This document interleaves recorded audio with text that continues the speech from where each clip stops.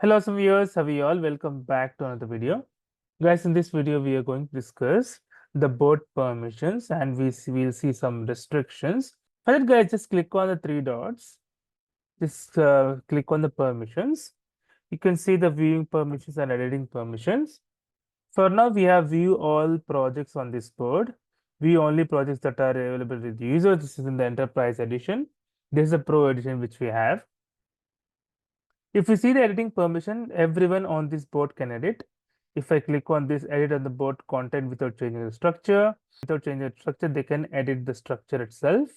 Only edit projects and subitems that are assigned to. If you are assigned to some other person, the owner of the board, only those can be edited, write updates to the project only.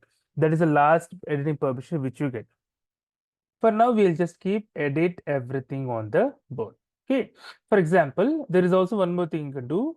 Click on invite by two. There are two people here, Azure Learning and Steve Donald. So I am the owner.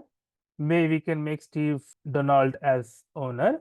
Click on that. So Steve Donald is also owner. Okay.